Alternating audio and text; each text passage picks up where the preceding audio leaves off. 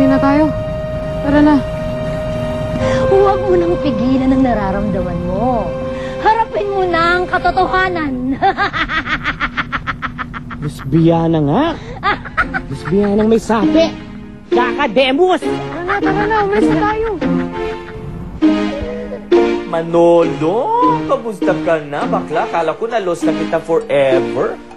Masukan na kita.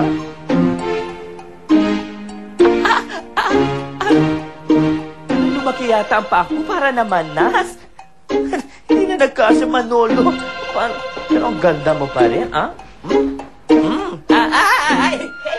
Hey, what's up, dude? Hey. Ano, tinry ko lang kasi mukhang matibay. Ganda oh. Tibay oh. Shhh. Teka, sandali ha. Parang malalim yung pinaghugutan mo ng hininga mo ha. May problema ka ba? Hindi, wala. Walang nangyari. Lola. Wala nga, ang kulit. Okay. Okay. Hindi babae ka lang, may attitude ka na. Kailangan maya kulit. Wala nga, okay. Hindi kita kukulitin. Pues, bahala ka. Kulit your face. Hinalikan ako ni Facundo. Malanjikan, nakipaghalikan ka? Malanjikan, nakipaghalikan ka? Hindi ko alam kung paano nangyari. Hindi ko naman sinasadya eh. Hoy. Yan din ang script na sinabi ko sa kuya ko. Nahuli niya nakikipaghalik ka kay Joey. Ann. Joey Ann. Nung naglalapit yung mga labi namin, parang naramdaman kong nagbago ako. Oo nga. Parang lumaki nga ang dibdib mo. Hindi naman yun ang ibig kong sabihin.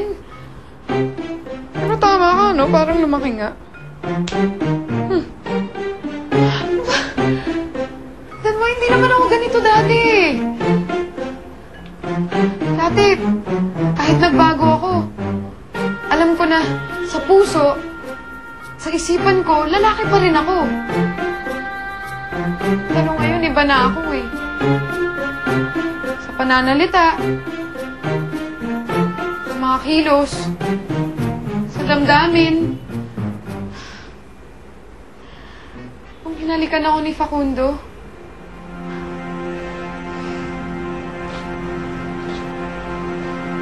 parang nasarapan ako.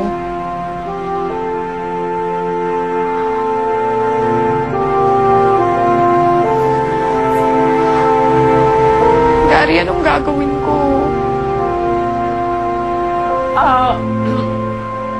Hindi ko alam. Siguro, tanggapin mo na lang na hindi ka na lalaki. Babae ka na talaga. Hindi! Lalaki pa rin ako! Shush! Yun din sinabi ko sa ate ko noon. Nahuli niya ang suot-suot ko yung bra niya. Joke! Joke yun! Ha? Pinapatawa lang kita. Gary, naman seryoso ako eh. Kung ano man yung nangyayari sa akin ngayon, lalabanan ko to. Hindi ako papayag na tuluyan na ako maging babae. Silalo pa rin ako. Naririnig mo ako? Lalaking lalaki. Saan ka pupunta? CR. Ganito? Umimot ng gusto, tapos maiihilang? Ano man ito? Makasira? Makasira ng emosyon. Drama-drama pa man din ako.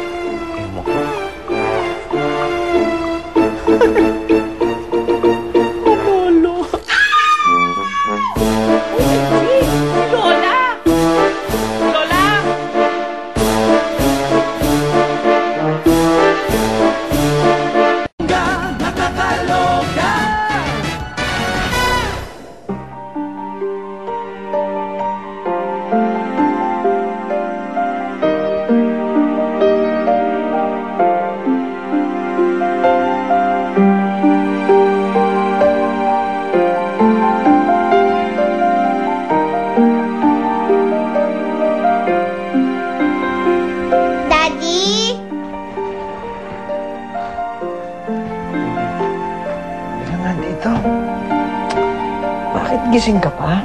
Napapaginipan ko po si Mami. Mami? Ito. Baby, May sasabihin sana ako sa'yo tungkol sa kanya. Lola, ano nangyari sa'yo? Hoy! Gary! May dugo! Ang dami! Baka matay pa yata to. Lola! Hindi suicide ang sagot sa problema! Hoy! Anong suicide? Hindi ako magpapakamatay, no? Eh, sabi mo dugo eh. Gary, meron ako. Meron ano? Dugo nga. Meron din ako nun eh. Oo, pero hindi doon. Doon.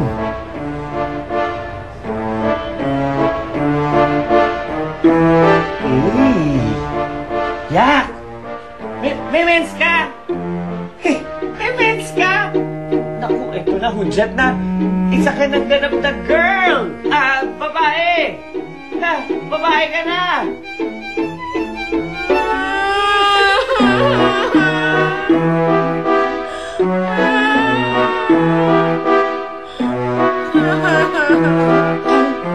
Daddy, dito na ba titira si Mami? Gusto ko na siyang makasama. Baby, hindi ganun kadali yun. Yung sinasabi ko sa'yo, yung tungkol sa mami mo, actually... Hindi niya ba ako love? Good girl naman ako Ako lang walang mami sa friends ko. Sila may mami, ako wala.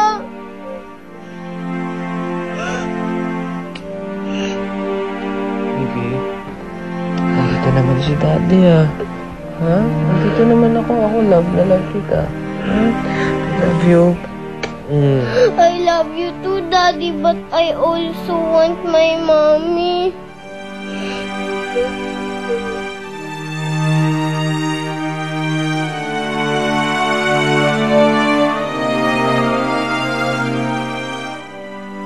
Hello, Distilleria Lobregat.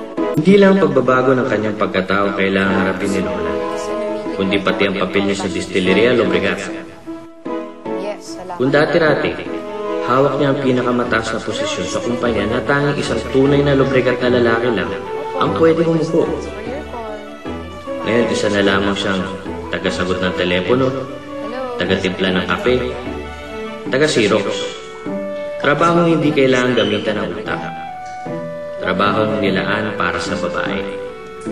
Hello, Distilleria Lobregat. Okay po. Let me just check if he's busy. I'll transfer your call. Good morning, Lolo. Nilalo. Lolo Nilalo. Good morning, Lolo Nilalo. Good morning, Lola. How do you like your job? My job. Okay. Ang saya. May sasabihin nga po pala ako sa inyo. Ano yan? Di ba po bukas yung meeting niyo with the Japanese investors?